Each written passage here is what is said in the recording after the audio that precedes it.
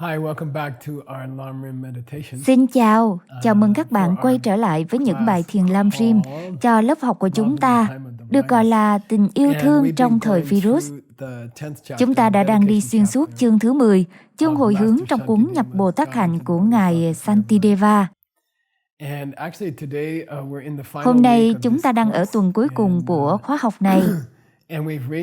Và chúng ta đã đến phần cuối cùng của chương đó. Thực ra đó là các khổ thơ từ 53 đến 58, vậy nên đó chính là phần cuối của chương này. Toàn bộ chương này là 58 khổ thơ, và bây giờ chúng ta đang thực hiện 5 khổ thơ cuối cùng, 5 hoặc 6 khổ thơ. Và có một số ý tưởng chính ở đây. Chúng ta vẫn đang thực hiện hành động của sự thật, vậy nên hãy ghi nhớ điều đó. Chúng ta đang nghĩ về nghiệp tốt nào đó tuyệt vời mà chúng ta đã làm trong vòng 1 hoặc 2 tháng vừa qua, trong vòng vài tháng vừa qua. Và chúng ta đang nắm lấy hạt giống tốt đó. Và sau đó chúng ta sử dụng nó như là một viên đạn để bắn virus. Chúng ta đang thực hiện một hành động của sự thật.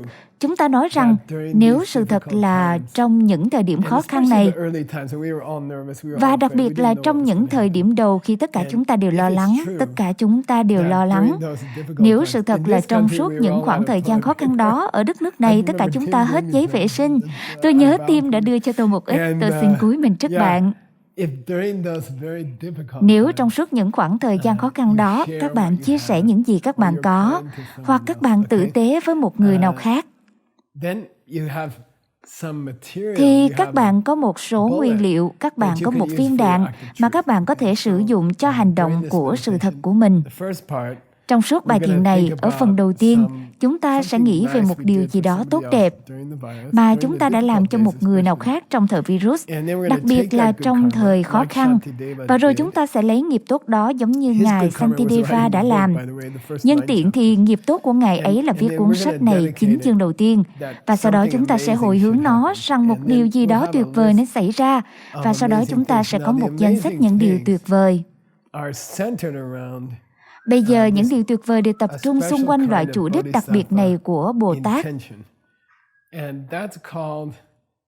Và điều đó được gọi là, đó là một lời cầu nguyện kỳ lạ.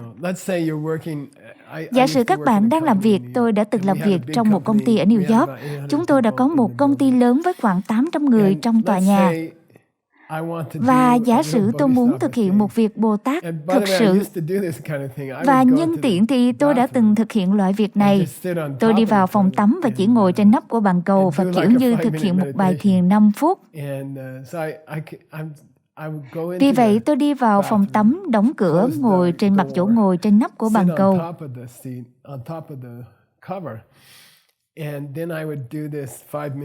Và sau đó tôi sẽ thực hiện bài thiền 5 phút này. Đây là một bài thiền khó, nó là một bài thiền kỳ lạ, và tôi sẽ nghĩ về công ty này, công ty kim cương bận rộn này. Hàng trăm và hàng trăm người trong tòa nhà đang làm việc chăm chỉ ngay lúc này. Chúng tôi đã từng làm việc rất chăm chỉ và tất nhiên có nhiều vấn đề xảy ra. Một người phụ nữ bị ung thư, một người phụ nữ khác vừa mất một người con.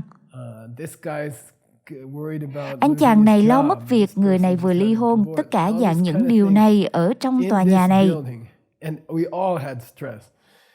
Tất cả chúng tôi đều có căng thẳng, và trong tòa nhà này 800 người. Mọi người đều có điều gì đó đang diễn ra, loại vấn đề gì đó đang xảy ra. Và ngồi ở đây trong nhà vệ sinh, tôi sẽ hút vào như bọt biển. Tôi sẽ hút hết những vấn đề của họ trong 5 phút. Chỉ 5 phút thôi. Vì vậy, điều này giống như một sự nghỉ giải lao Pháp mà các bạn có thể làm. Tôi muốn nói rằng không ai bảo tôi không được đi vệ sinh ngay cả trong những cuộc họp hội đồng quản trị căng thẳng này với ông chủ và những nhà đầu tư. Các bạn có thể đứng dậy và rời đi nếu các bạn định đi vệ sinh, và sẽ không ai ngăn cản các bạn cả. Vì vậy, tôi sẽ lấy đó làm cái cớ để thực hiện bài thiền 5 phút. Bạn biết đấy, hãy để mọi rắc rối trong tòa nhà này, hãy để mọi rắc rối của 800 người đi vào trái tim tôi ngay bây giờ. Tất cả đến với tôi sẽ ngốn hết tất cả những vấn đề lớn và nhỏ của những người mà tôi làm việc cùng. Chỉ cần làm điều đó trong 5 phút. Nhưng tiện đây, đừng hoảng hốt, nó giống như một bài thiền thon len, dĩ nhiên các bạn nên phá hủy nó. Với ánh sáng rực rỡ từ hoa sen trong tim của các bạn, đừng ngồi ở đó với những vấn đề của 800 người. Bên trong của các bạn sẽ trở nên bị bệnh hoặc gì đó. Rõ ràng các bạn phải phá hủy những vấn đề này, nhưng các bạn phải sẵn sàng để nhận chúng. Điều này thì khó khăn. Thon len là với một người. Chúng ta đang nói đến hàng trăm người hoặc có lẽ hàng ngàn người. Vì vậy, trong bài thiền cuối này, chúng ta sẽ thực hiện loại hành động của sự thật đó. Nếu sự thật là trong thời kỳ virus, tôi đã giúp đỡ một ai đó, thì ngay bây giờ, nguyện cho tất cả những vấn đề của tất cả mọi người trên toàn vũ trụ, không chỉ những người bị nhiễm COVID. Có hàng tỷ hành tinh như vậy, tất cả họ, tôi sẽ nhận tất cả rắc rối của họ. Hàng tỷ hành tinh đáng giá của chúng sinh và không chỉ là con người, tất cả động vật, các loài chim, các loài côn trùng, vi khuẩn. Tôi sẽ nhận lấy tất cả chúng. Có thể Covid đang chạy xung quanh, mong muốn cho nó cũng có thể sống. Tôi sẽ nhận lấy tất cả chúng. Tôi sẽ nhận lấy những vấn đề cá nhân của virus Covid. Tôi sẽ nhận lấy chúng về mình và một cách hạnh phúc. Và đây là một hành động của sự thật. Nếu sự thật là tôi đã làm điều gì đó tốt đẹp trong suốt thời virus, thì bằng năng lực nào đó, tôi chắc hẳn có năng lực, tôi chắc hẳn có sự mạnh mẽ để nhận lấy tất cả những vấn đề của hàng tỷ hành tinh đáng giá của con người. Nếu các bạn muốn một hình ảnh cho nó, chúng ta có thể lấy nó từ cuốn sách Seiji được gọi là Vương miện của những con dao. Trong thực tế, nó là một sự chỉ dẫn được ban cho Ngài Atisa bởi thầy của Ngài là Dhamma Rasita. Vì vậy, chúng ta đã nói nhiều về Ngài Atisa. Ngài đã có bài thơ từ thầy của Ngài chỉ trước khi Ngài đến đất nước điên rồ này được gọi là Tây Tạng để chăm sóc cho mọi người ở đó. Người thầy đã nói, con sẽ cần bài thơ này. Đây là một bài thơ để khiến con cảm thấy tốt hơn khi con đi đến với tất cả những con người Tây Tạng hoang dã này. Trong văn bản đó, họ đã đề cập đến một điều được gọi là vương miện của những con dao. Đôi khi họ gọi là bánh răng của những vũ khí sắc bén. Tôi thích tên vương miện của những con dao hơn bởi vì một câu chuyện cổ mà chúng tôi đã dịch. Và nhân tiện đây, cuốn sách đó sẽ sớm được phát hành. Tôi nghĩ việc chuyển ngữ đã hoàn tất ngày hôm qua. Chỉnh sửa cuối cùng phải được hoàn tất. Nhưng có một câu chuyện trong cuốn kinh cổ được gọi là tất cả các loại nghiệp, Vibhanja nghiệp, nói về tất cả các mối tương quan. Có một câu chuyện ở đó về một chàng trai trẻ quyết định nhận lấy nỗi đau của thế giới. Anh ấy đã sắp bị giết bởi một cái bánh răng hình ngôi sao ninja đặc biệt. Một bánh răng lớn mà sắp chặt vào đầu anh ấy như một vương miện của những con dao. Và chỉ trước khi vương miện của những con dao đến đầu anh ấy đã cầu nguyện. Nguyện cho tôi nhận lấy tất cả những nỗi đau của tất cả mọi người, đặc biệt là mẹ của tôi và bố của tôi. Ở đây các bạn thấy bánh răng. Chúng tôi sử dụng hình ảnh ở đây. Vì vậy, hãy bắt đầu nào, hãy bắt đầu. Hãy nhớ chiến lược tổng quát. Chúng ta sẽ nghĩ một điều tốt chúng ta đã làm trong thời virus. Sau đó chúng ta sẽ thực hiện một hành động sự thật. Nếu sự thật là tôi đã giúp mọi người trong thời virus, rằng tôi đã không ích kỷ trong thời virus, thì nguyện cho những ước mơ của tôi thành sự thật. Ước mơ của các bạn là gì? Ước mơ của tôi là tôi có thể nhận lấy tất cả nỗi đau của toàn vũ trụ vào mình. Đó là loại ước mơ kỳ lạ, nhưng tôi hy vọng nó sẽ hiệu quả. Vì vậy, chúng ta bắt đầu nào. Hãy sẵn sàng cho thiền định. Ngồi thẳng. Tôi thích một nụ cười trên gương mặt của các bạn. Và thư giãn vùng trán. Hãy chỉ ở đây, đừng nghĩ về tất cả những thứ các bạn phải làm. Tất cả chúng ta đều có thứ để làm, và tất cả chúng ta sẽ chết ở giữa chừng khi làm nó. Vì vậy đừng có dính mắc vào nó quá. Thóp bụng lại, vai ra phía sau, bàn tay đặt ở trên đùi.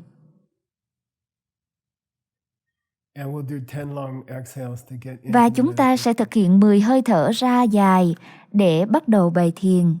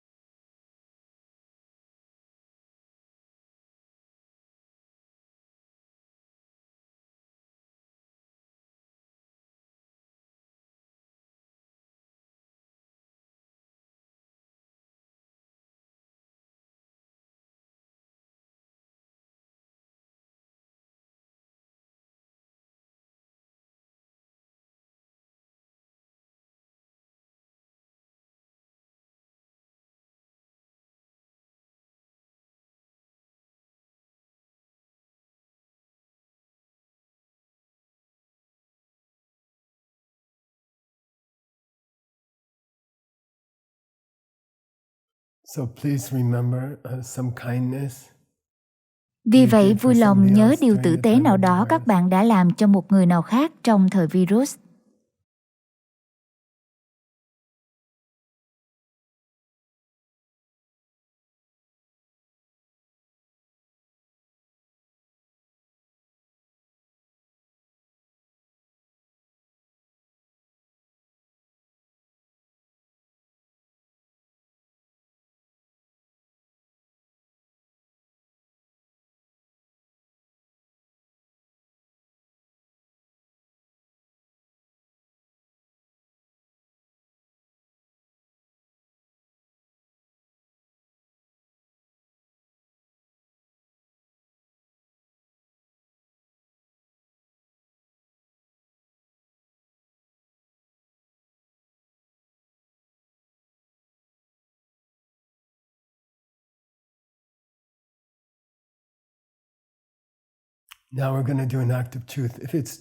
Bây giờ, chúng ta sẽ thực hiện một hành động của sự thật.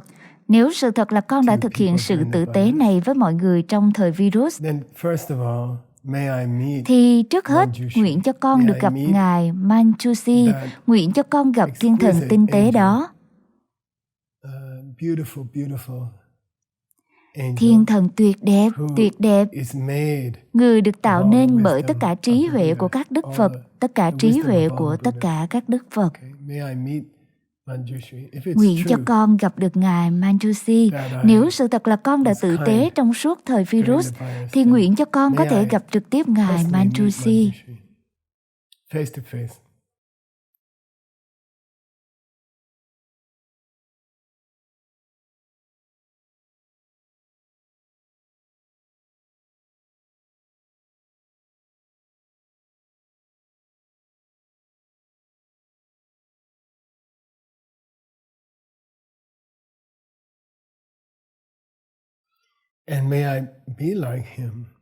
Và nguyện cho con được giống như Ngài ấy. Nguyện cho con có chủ đích Bồ Tát này. Nguyện cho con có trải nghiệm về việc gặp gỡ tất cả các chúng sinh và đảm bảo với họ rằng con sẽ chăm sóc cho họ.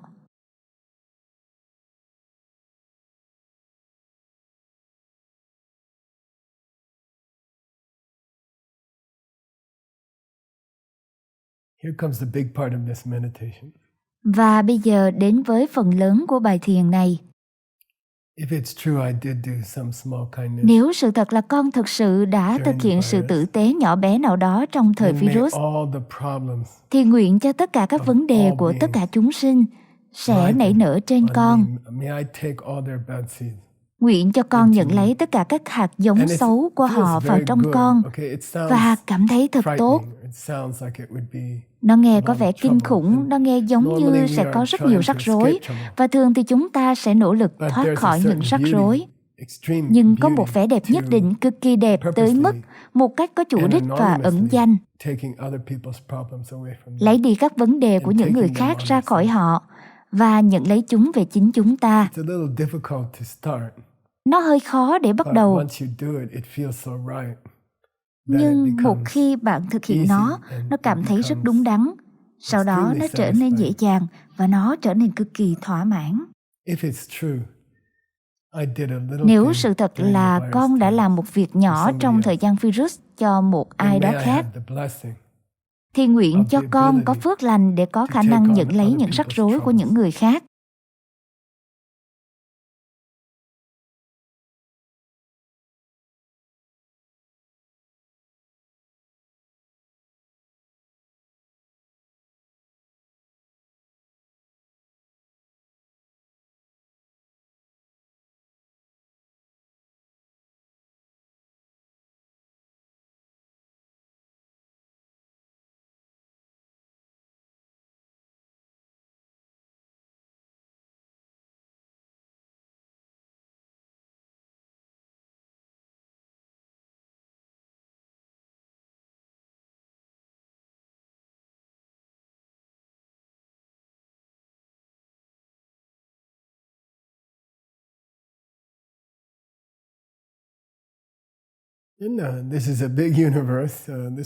Đây là một vũ trụ rộng lớn. Hành tinh này không chỉ là một nơi duy nhất. Có vô số các vị Bồ Tát trong vũ trụ này. Có rất nhiều vô số, không thể đếm được họ. Những con người vô cùng tuyệt vời ở trên nhiều hành tinh khác nhau. Vì vậy, hãy thực hiện một hành động của sự thật cho họ điều mà Ngài Santideva làm ở đây. Nếu sự thật là con đã làm được một việc tốt nhỏ bé trong suốt những ngày virus, nếu con có tình yêu thương trong suốt thời virus, thì nguyện cho tất cả các ước mơ này và tất cả các kế hoạch của tất cả các vị Bồ Tát đó thành hiện thực để giúp đỡ mọi người trên hành tinh của họ. Nguyện cho ước mơ của họ, nguyện cho kế hoạch của họ thành hiện thực.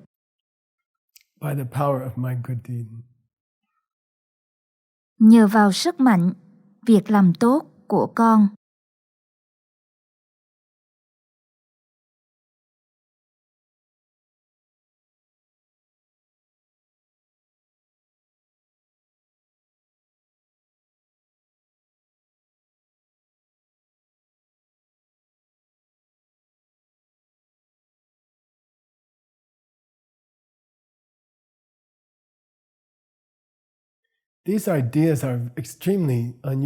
Những ý tưởng này thực sự khác thường đối với một người nào đó. Đối với tất cả chúng ta ngồi đây và cầu nguyện rằng những rắc rối của mọi người nên đến với chúng ta. Nó là một triết lý rất khác thường, một cách sống khác thường.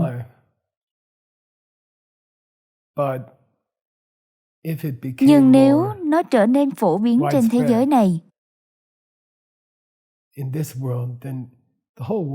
thì sau đó toàn thế giới sẽ trở nên hạnh phúc hơn rất nhiều.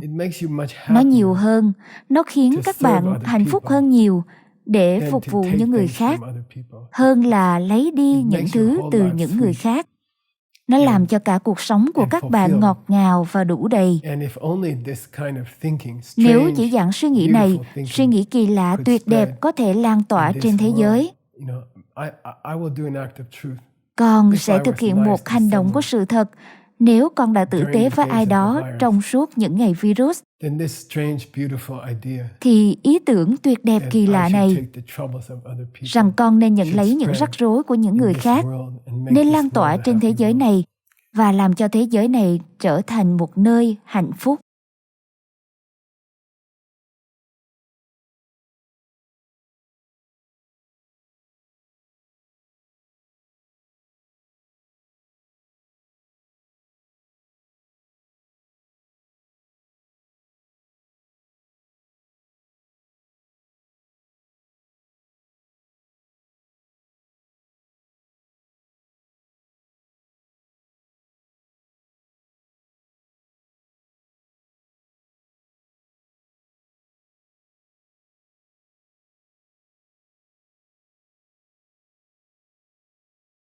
In the final verse of Tại khổ The thơ Guide cuối to the của cuốn Bodhisattva's Nhập Way Bồ of Tát Life, Hạnh,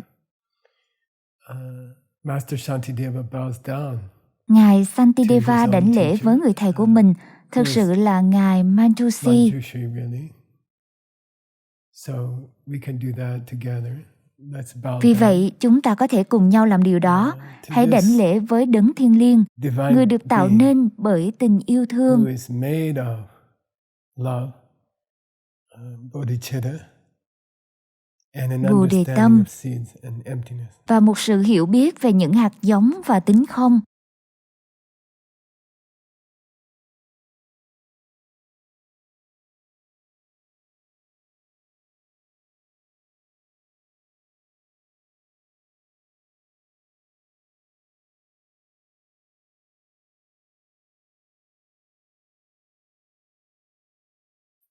Okay, and slowly open your eyes. Được rồi, sau đó chậm Take a rãi good mở mắt stretch. ra.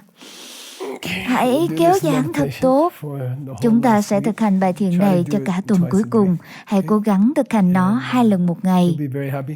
And try to Các bạn sẽ read rất that hạnh phúc. chapter or, Và hãy cố gắng đọc chương đó, if you hoặc want nếu to, các you can bạn listen muốn, to the các recording bạn có thể nghe đoạn and thu try to âm. listen to that once or twice a day. Và hãy cố gắng nghe See 1 you hoặc there. 2 lần một ngày. Hẹn gặp lại các bạn.